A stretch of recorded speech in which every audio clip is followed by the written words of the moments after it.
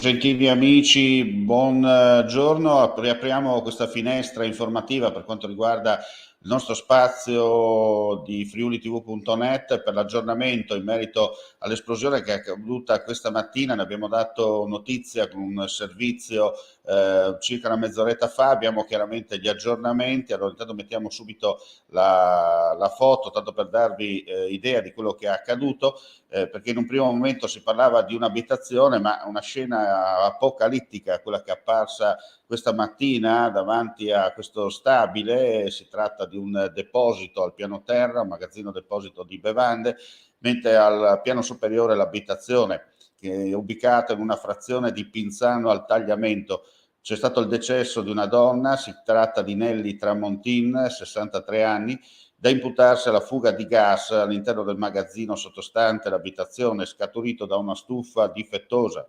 Alle 6:30 la tragedia. La donna, una volta pigiato l'interruttore della luce, ha innescato la deflagrazione.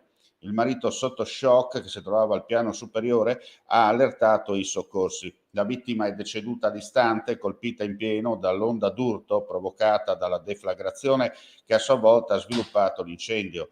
Sul posto stanno operando i vigili del fuoco giunti da Pordenone e dai vicini distaccamenti, insieme ai volontari della protezione civile e ai carabinieri, quest'ultimi per i rilievi di legge. In corso le operazioni di rimozione delle macerie e la messa in sicurezza dello stabile. Chiaramente il tutto si proporrà per tutta l'intera giornata. Ripetiamo purtroppo questa esplosione che è avvenuta intorno alle 6:30 del mattino all'interno di un deposito a Pinzano al Tagliamento. C'è una vittima e dunque abbiamo aggiornato, perché in un primo momento si parlava di un'abitazione, mentre poi chiaramente nel corso della mattinata sono arrivate le ulteriori notizie di aggiornamento. Chiaramente altre news nel corso della giornata per quanto riguarda questa tragedia che si è consumata alle 6:30 di oggi a Pinzano al Tagliamento. Purtroppo c'è una vittima, il tutto scaturito da una stufa a gas difettosa. Grazie come sempre per la visione all'ascolto, ulteriori aggiornamenti come detto nel corso della giornata. Chiudiamo qui questa